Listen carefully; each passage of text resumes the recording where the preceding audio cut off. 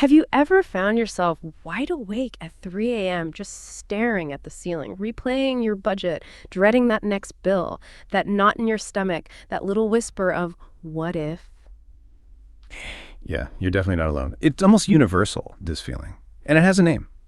Financial anxiety. This isn't just about managing money, is it? It's about the huge impact that worry has on our lives, our mental well-being, our sleep, definitely. And right now, with economic stuff being uncertain for a lot of folks, understanding this, addressing this anxiety, it feels more critical than ever. So our mission today is to really take a deep dive here. We've gathered a whole stack of insights and financial strategies, psychological perspectives, and just raw, real-world experiences from people navigating this stuff. We're going to unpack it all, not just for generic advice, but to find those really potent nuggets, give you concrete steps, the goal, to help you move from that place of constant financial worry towards, well, a stronger sense of security. We're looking at strategies, sure, but also that crucial mindset shift. It's fascinating, isn't it, just how pervasive this feeling is, how deep it can run. This isn't just a fleeting concern for so many. It's a deep-seated thing that ripples through everything. Our sources, like there's this recent Bankrate survey, I think from March 2024, it painted a really clear picture. Nearly half, like 47% of U.S. adults say money negatively impacts their mental health. And we're talking a whole spectrum here. Anxiety, stress, those obsessive, worrisome thoughts that just steal your peace, right? And loss of sleep, even leading to depression. It really shows how financial stress goes way beyond just the bank account. Yeah, 47%. Wow. And when those worries aren't just passing thoughts, when they hang around for weeks, maybe months, that's usually a sign it's something deeper, isn't it? More entrenched. We've seen this so clearly in online communities too, like on Reddit. People share these really vulnerable struggles. Many say their anxiety now isn't just about today's finances, but it stems from this profound insecurity growing up, lack of stability. Maybe money was always tight, always a source of tension. That kind of early programming, it can leave a real mark. It's powerful reading stories from people who maybe they're earning decent money now, more than they thought they would. Their finances are way better, but they're still overwhelmed by this almost irrational fear of losing it all. It shows how deep these anxieties go, right? They stick around long after things actually change. Absolutely. And financial uncertainty, fundamentally, it is a normal stressor. It's natural, even adaptive, to feel some tension when resources feel strained. A bit of stress can even motivate us, right? Push us to prepare, work harder, save more. But the crucial difference is when that stress becomes excessive, when it tips over from motivation into, impairment. Instead of helping us prepare, it actually blocks our ability to think clearly, make good decisions, take effective action. It's like being frozen instead of spurred on. Impairment. Okay, so it stops being helpful and actually makes things worse. Exactly. And this gets magnified during tough economic times. Recessions, job losses, even just persistent inflation grinding away. It's like a magnifying glass on any existing mental or emotional health issues. Think about it. If someone's already dealing with depression or anxiety, maybe past trauma, PTSD, grief, addiction, these economic pressures make coping so much harder.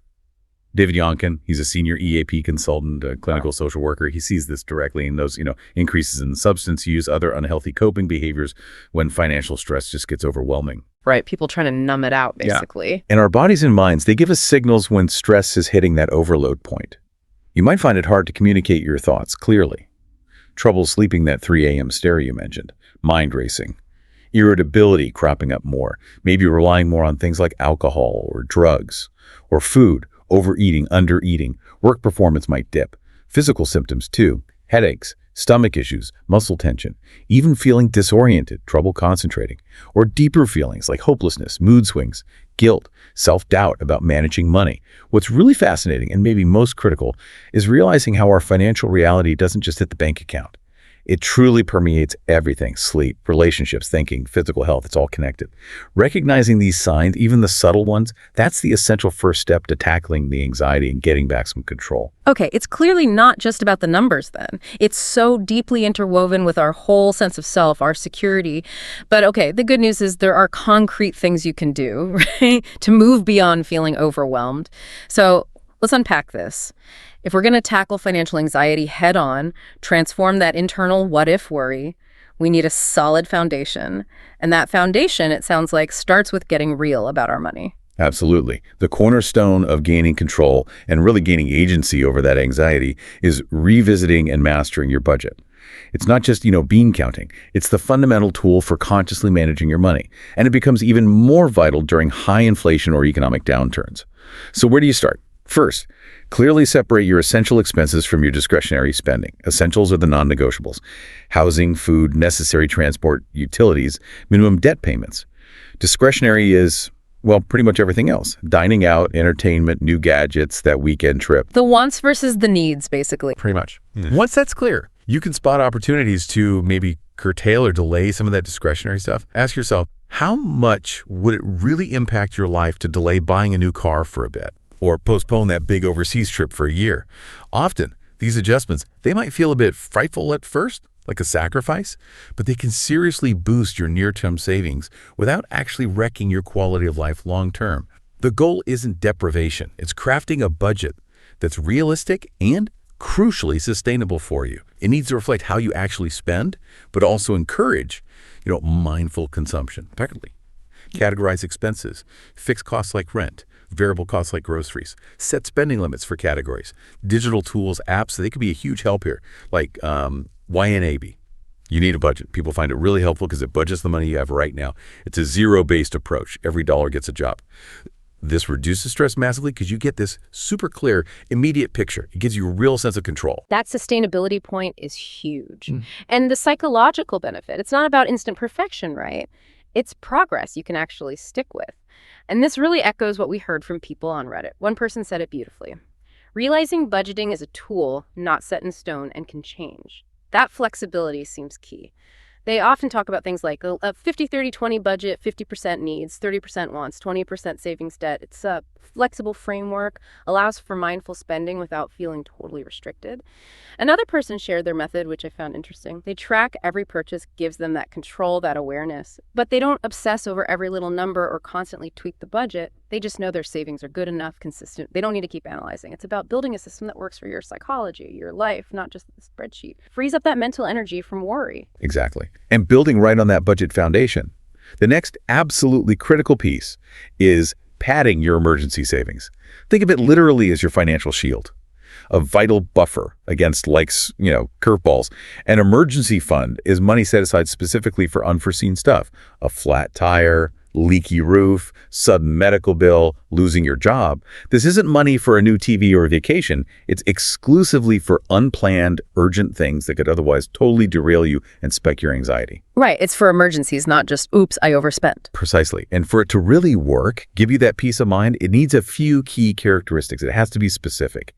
Emergencies only, ideally in its own separate account so you don't accidentally dip into it. It needs to be accessible. In liquid accounts, savings, money market, maybe short-term CDs so you can get it quickly without penalties. It should be flexible. The right amount varies, depends on your job stability, dependents, debts, and it's ever-changing. Yeah. You build it over time, and critically, you replenish it if you have to use it. Okay, so how much are we talking? What's the goal? Generally, aim for a minimum of 3 months' worth of essential household expenses. That's a basic cushion. But if you're the sole earner or in a volatile industry, pushing that to 6 months is much safer, more robust. For retirees, sometimes up to a year's worth in liquid assets is recommended. It prevents having to sell investments when markets are down, which can lock in losses. Even if you're starting from zero, the key is just to begin. Even small, consistent amounts. The security grows with every dollar saved. It's invaluable. The psychological relief, I can imagine, is massive. We heard from someone on Reddit who said it perfectly. When my emergency fund hit 3 months of expenses, my anxiety just evaporated. Best financial move I ever made. That's such a powerful statement about peace of mind, isn't it? Another person echoed that. I keep 6 months' expenses available. It helps me to know that no matter what happens, I have 6 months to figure it out. That's real control. It really is. That figuring it out time is crucial.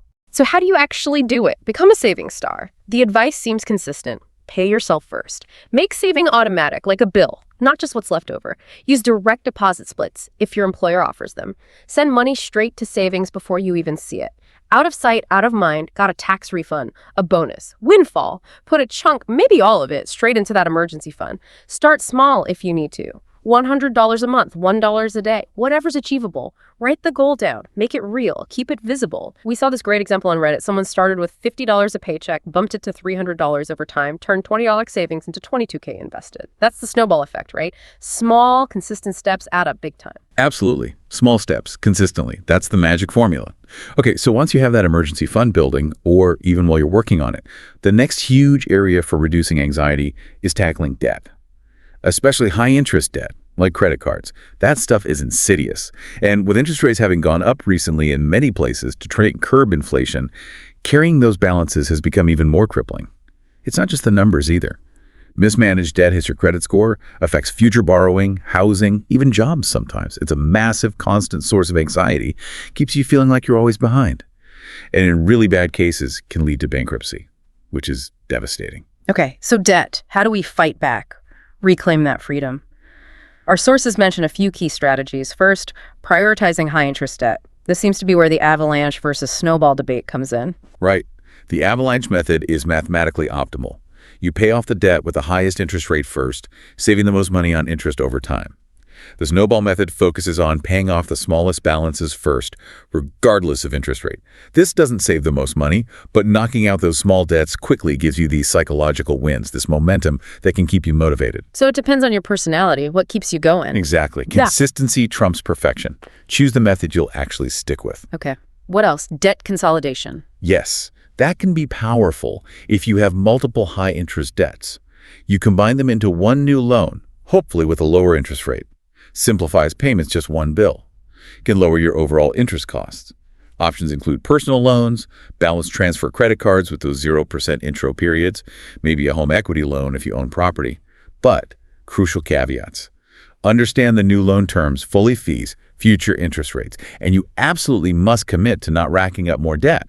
It's a tool to manage existing debt, not an excuse for more. Right? Don't dig the hole deeper. What if you're already struggling? Falling behind? Negotiate with your creditors. This is vital and often overlooked. Early, calm communication is key. Lenders are often more willing to work with you than you think. Payment plans. Temporary relief, especially if the problem is temporary. Why? Because foreclosure or collections is expensive and messy for them too.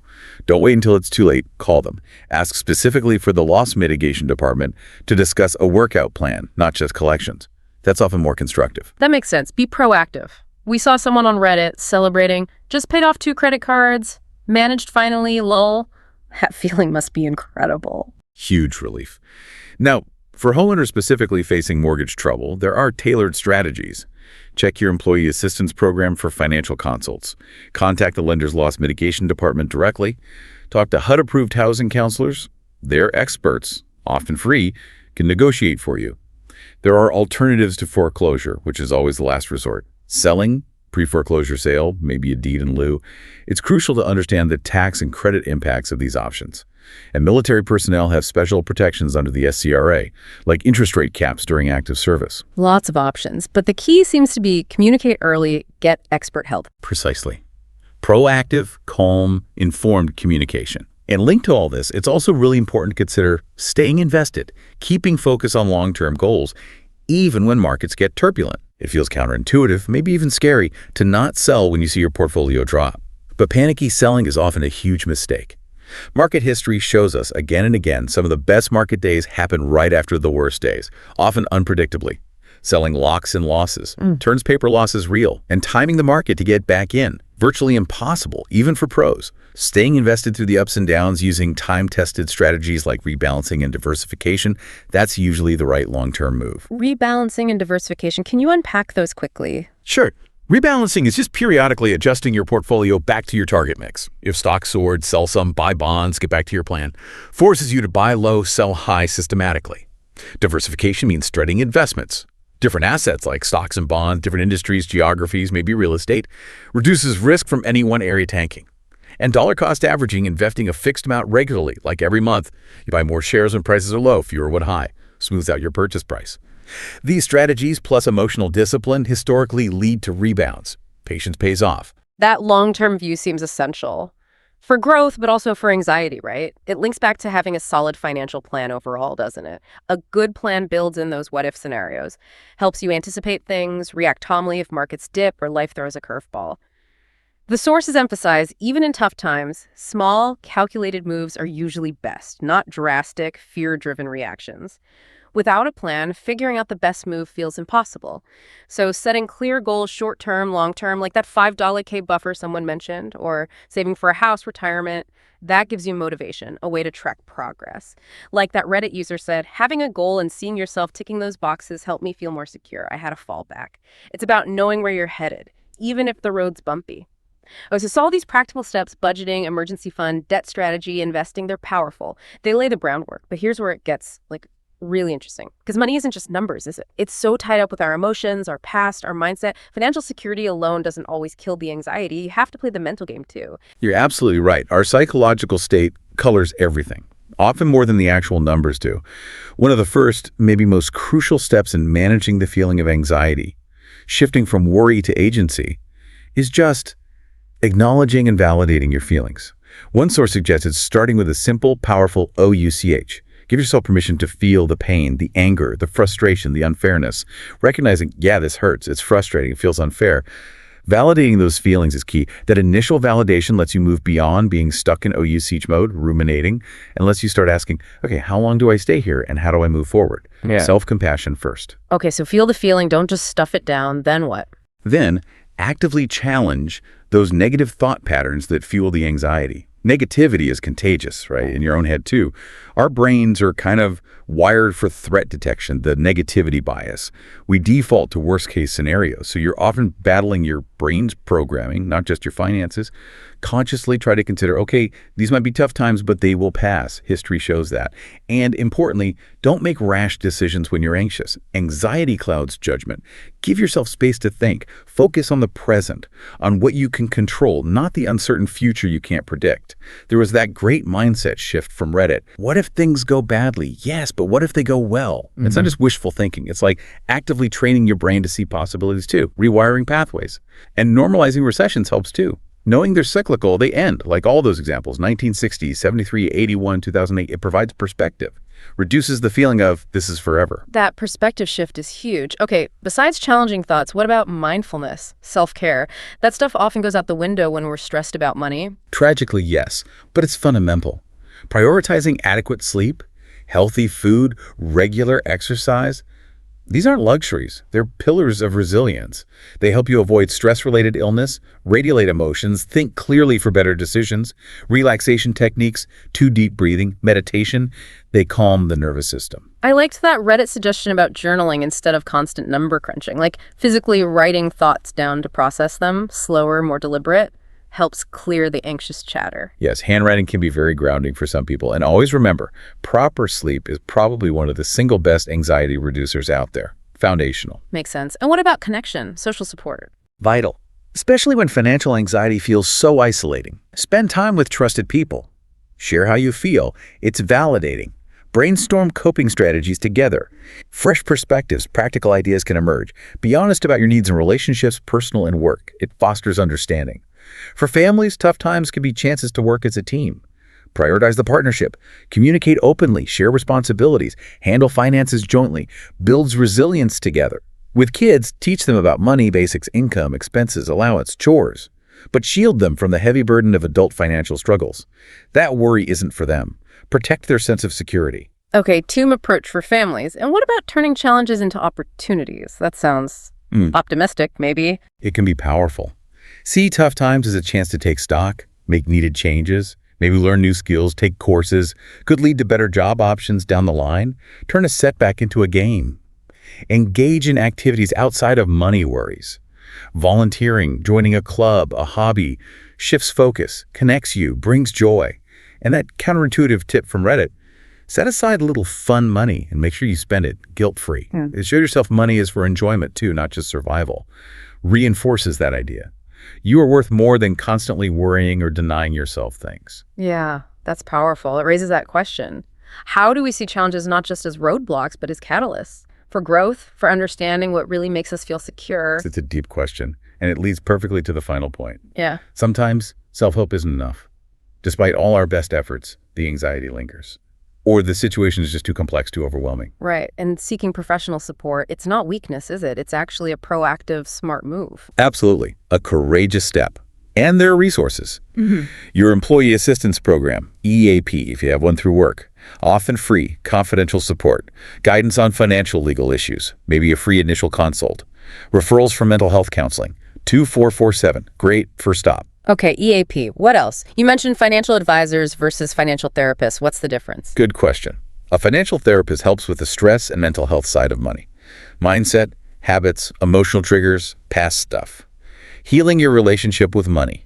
A financial advisor manages the money itself, investing, planning, budgeting, optimizing assets. So when would you see a therapist versus an advisor? Therapists might be right if worries persist for months, significantly impact mental health despite self-help, or if you see patterns of self-sabotaging financial behavior.